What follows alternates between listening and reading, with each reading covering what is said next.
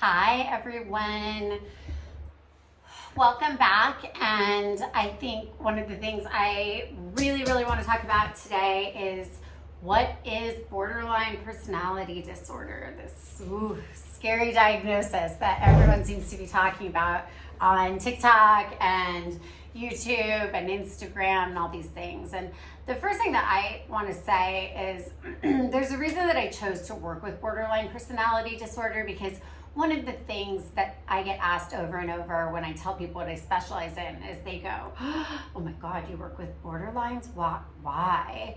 And that's exactly why I work with borderline personality disorder, because it is so over pathologized and so misunderstood.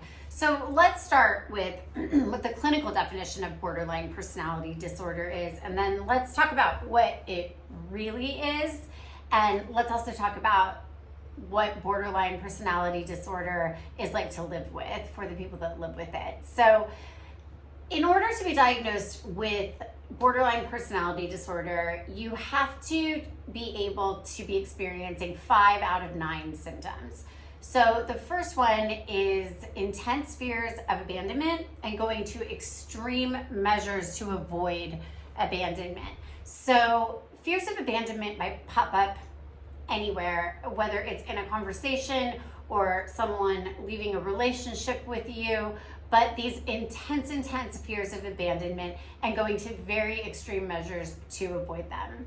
The second is a pattern of intense and unstable relationships with family, friends, and others. So by intense and unstable, what is meant is that you often see an idealization of someone and a devaluing of someone. So one day somebody could be the best person in the world, and the next day they're the worst person in the history of mankind.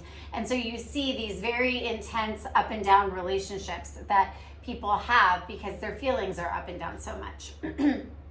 The third symptom is an unstable sense of self-image or sense of self. So the way that we often see this present is people don't really feel like they know who they are. They don't have a strong sense of who they are. And you often see them picking up the habits of other people they like. They start dating someone who likes golf and they become obsessed with golf. They break up with that person and then they meet a new favorite person who's really into Stephen King novels, and all of a sudden they're a huge Stephen King fan. So very unstable sense of self, not really knowing who you are at your core or what really makes you who you are.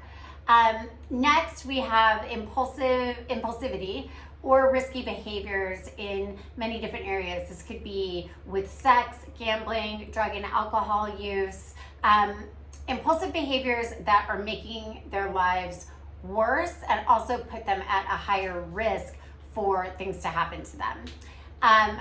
Next, we have self-injury or suicidal threats or gestures. So these could be anything from cutting, burning yourself. Some people hit themselves. And suicidal threats or gestures range from anything to just threatening to kill yourself in order to get what you want or in order to elicit a reaction out of someone, all the way to actual completed suicide, which is one of the most horrible things that I've experienced in treating this disease, is that the people that we treat, actually some of them don't make it. So the next thing is, excuse me, chronic feelings of emptiness. So these are feelings of never feeling satisfied, feeling that you don't have a life worth living, and feeling really hopeless, and oftentimes feeling that things just will not get better. Another one is inappropriate or exaggerated feelings of anger. So very big responses to things that normally people wouldn't expect someone to have a big response to, but that can be felt incredibly intensely by someone with borderline personality disorder. And so their responses come off as more intense, and oftentimes this happens in anger and lashing out. And then the very last one is stress-related paranoia or feelings of dissociation, dissociative episodes. So stress-related paranoia could look like feeling like I'm going to get fired at work and everyone is against me because maybe you got talked to about something that you did wrong. all the way to dissociative feelings, which are sort of like out of body feelings, or not feeling like you're in your body, and at times all the way to like maybe losing time or not really knowing what happened, looking back on something and feeling like you completely dissociated and you were only remembering certain things that happened. So in order to be diagnosed with borderline personality disorder, you have to be over the age of 18 and you have to be experiencing 5 of these 9 symptoms. So that's the clinical definition of borderline personality disorder. And it's also one of the reasons that I think it's over pathologized, because I think what people think when they think about borderline personality disorder is they think of like some like knife wielding crazy person like in the 1980s movie Fatal Attraction, if I'm aging myself, but if anyone has seen that with Glenn Close, or they think about Single White Female, another 1990s movie, and that's not really what it is. Borderline personality disorder is it's attachment trauma, plain and simple. Borderline personality disorder is born of people who are biologically more sensitive to their environment, and so they experience things more strongly, and oftentimes they've been through places, people, and things in their life who have invalidated their feelings or not shown them how to tolerate their feelings or how to tolerate distress. Borderline personality disorder is not genetic, it is developed, and it is often developed in an invalidating environment from childhood, whether that is at home, whether that is at school, whether there was one particular person in your life who abused you. So there's a range of it. And there's also a range of how borderline personality shows up. Some people just have traits that are really strong, and other people have the full-blown disorder where it's showing up everywhere in their lives. It's showing up at work, it's showing up in their romantic partnerships, it's showing up in their friendships, and that's when it can get really destructive and incredibly painful and exhausting to live with. So people who experience borderline personality disorder, the first thing I want to really get across is that they are not crazy, they are not incurable. They are not people that should be turned away from therapists because they have borderline personality disorder. I cannot count the amount of phone calls I have gotten from people. I actually just got one today who said she had called 10 therapists. I was her 11th therapist that she had called. And when she told them she was pretty sure she had borderline personality disorder, she was immediately told, I don't treat that.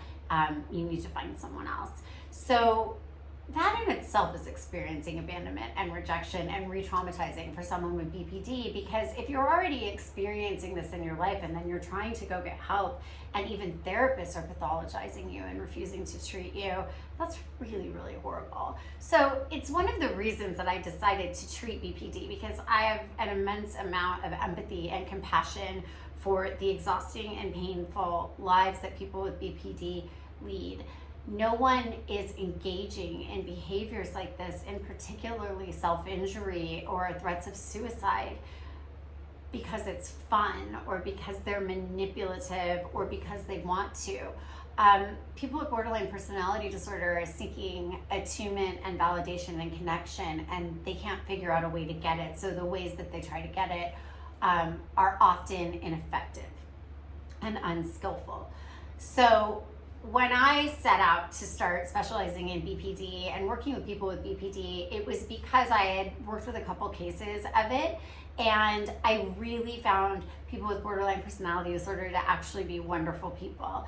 They experience their emotions really intensely, but they also experience good emotions really intensely. They're incredibly intuitive, and they have a really big advantage in the world if they could just harness all of these advantages and use them in effective ways in order to get what they want. And that's what we do in DBT, is figure out how you can skillfully move forward, tolerate distress, and move you towards your life worth living. And that was what Dr. Linehan intended when she developed DBT. So I think the biggest thing I want to get across, and I'm going to talk about this more in my next video when I talk about the pathologizing of BPD and also the over-diagnosing of BPD. But the biggest thing I want to get across is that borderline personality disorder is not a death sentence. It is not this huge, scary thing where, oh my gosh, I don't want anyone to know I have this and this is so shame-based. BPD is treatable, it is curable, and often goes into remission, sometimes on its own when people get into their 30s, but certainly once people get to the right therapist, whether that's DBT or not. Obviously, dialectical behavior therapy is the gold standard for treating borderline personality disorder, and we see very, very fast and incredible change within the first 6 months of DBT when we treat people with BPD. But there are other modalities of therapy, certainly, that treat BPD. I just happen to be biased towards dialectical behavior therapy because I've seen absolute miracles happen. And the last thing I want to say is borderline personality is not a joke. It's not something to be thrown around. You know, I hear this like, oh, she's so borderline, or this person's borderline. And I see these videos of people on different social media platforms tossing it around or self-diagnosing. And it's really only something you should be diagnosed with if you see someone who specializes.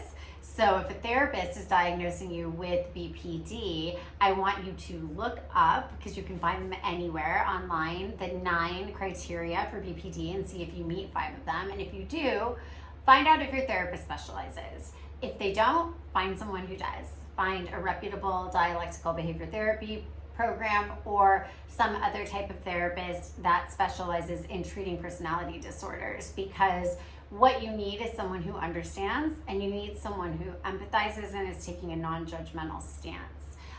Because people with borderline personality disorder are actually really amazing, wonderful people. And that is the reason that I treat them every day, and the reason that, you know, the 9 members on my team, we have caseloads filled with people with BPD, because it is curable and we are there to help you. So again, please hit like or subscribe. And if you want to learn more about us, SoCal DBT is a high fidelity, comprehensive DBT program done in the way that Dr. Marsha Linehan intended. That's how we deliver DBT, and we're at www.socaldbt.com. Thank you.